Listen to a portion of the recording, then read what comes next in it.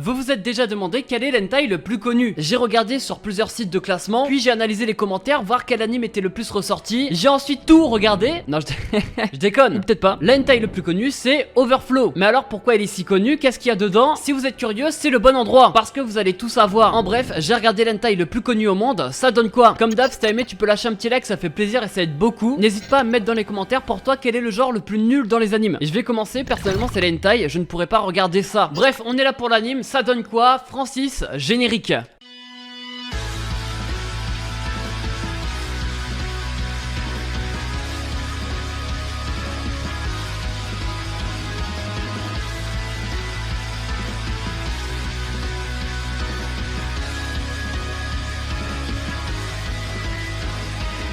Dans cette vidéo, je vais dire les termes. Overflow, c'est de la merde et je vais vous dire pourquoi. Déjà, c'est quoi l'histoire? Nous, on suit l'aventure de Sudo. C'est un étudiant qui va jamais à l'école. Il a pas de parents, il habite tout seul chez lui. Enfin, tout seul. Il est accompagné de deux lycéennes qu'il appelle ses sœurs. Et ce mec-là, secrètement, va créer une relation avec les deux. Hein? Oh, comme c'est bizarre. On voit vite le truc arriver. Sauf qu'il va cacher les deux relations pour pas que les deux le sachent. Et c'est tout pour l'intrigue. Il existe plusieurs versions de l'anime. Celle qui passe à la télé, la censurée, la non censurée où il y a toutes les scènes explicites. Et celle en 4K où là, on a l'impression que c'est la vraie. Attends, mais Francis, c'était pas Overflow ça. On sait déjà où on met les pieds. On m'a proposé ça, je me suis dit vas-y, je vais me renseigner. Je vois 8 épisodes de 4 minutes. Sauf que j'ai approfondi la recherche, hein, parce que j'ai bien sûr regardé. La version non censurée, c'est 8 épisodes de 8 minutes. 4 minutes qui sont partis, on sait pourquoi, et vous aussi vous allez le savoir. En 4 ou 8 minutes, quoi qu'il arrive, t'as pas le temps de savoir qu'est-ce que c'est l'histoire. Heureusement pour nous, il y a un opening qui dure 6 secondes. C'est plus un diaporama, on va pas se mentir. Et là, tout est expliqué. Je vais vous mettre la traduction. Nous ne sommes pas des frères et sœurs liés par le sang, mais nous sommes de bons amis comme des vrais frères et sœurs. Bah voilà, fallait le dire plus tôt. Heureusement qu'il y avait l'opening, hein, parce qu'on l'aurait jamais deviné. Et il y a une voix qui nous dit appréciez notre histoire à tous les trois. Il y aura ça à tous les débuts d'épisode. Ça prend 5 secondes. Puis t'as un ending chanté par Inukare du titre Uzuo. On a là un ending qui visuellement bah ça montre pas grand chose. Alors qu'au niveau de l'audio c'est bien. Voilà, c'est le seul truc qui va être bien dans l'anime. Écoutez-le. Par contre il dure 1 minute 30. Donc si tu fais la soustraction avec 8 minutes, tu regardes ça plus l'opening, t'as déjà bientôt fini l'anime. Faut savoir que les épisodes se passent tous de la même manière. Nous en tant que spectateurs on va vraiment se centrer sur le perso principal. C'est un mec qui a des pulsions de ouf mais il peut jamais se retenir.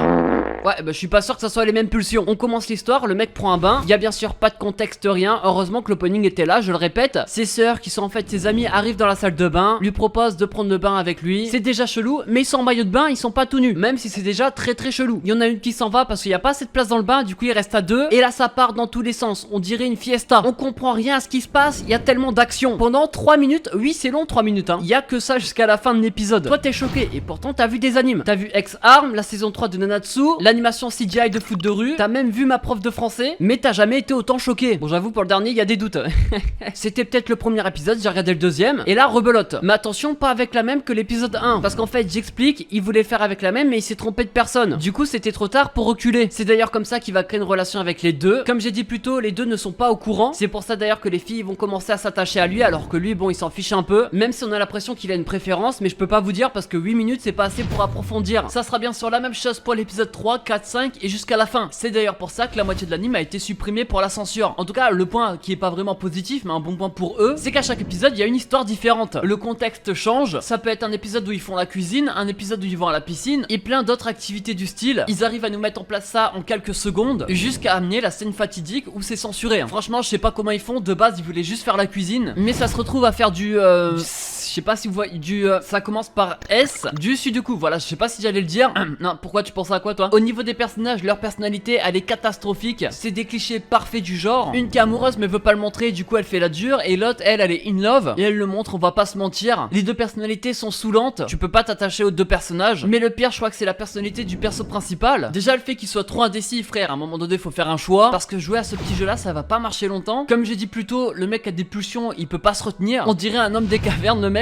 C'est minimum 3 fois par jour. À part tout ça c'est très plat. D'ailleurs ça me fait penser en parlant de lui, il habite tout seul chez lui, on sait pas pourquoi. Les deux potes sont chez lui, on sait pas non plus pourquoi. En bref, on sait rien. Mais alors pourquoi les gens ont commencé à regarder Overflow? Peut-être parce que le manga fait 60 tomes et a sûrement rien à voir avec l'anime. Déjà, je l'ai pas lu mais j'imagine. J'ai regardé pas mal des critiques qu'il y a sur internet. Les gens parlent d'art ou de concepts bien réalisés. En tout cas ça c'est pour les avis positifs. Alors que personnellement pour moi c'est juste un anime nul. Je pense ne pas comprendre et ne pas être la cible surtout. Il est quand même noté 7,18 sur 10 sur 61 000 votants. J'ai pas envie de faire le mec têtu, ceux qui aiment, expliquez-moi. Personnellement, quand on parle d'art, bon, je penserais plus à Devilman Crybaby ou alors à Berserk. Bref, ce genre de truc où il y a des scènes explicites, alors que pourtant l'œuvre n'est pas basée sur ça. Peut-être que les gens aiment la description qui est faite pendant les scènes, un peu comme les romans érotiques. Bref, je sais pas, dites-moi. En tout cas, point positif, l'animation est clean. Il y a beaucoup de détails, beaucoup de détails, beaucoup.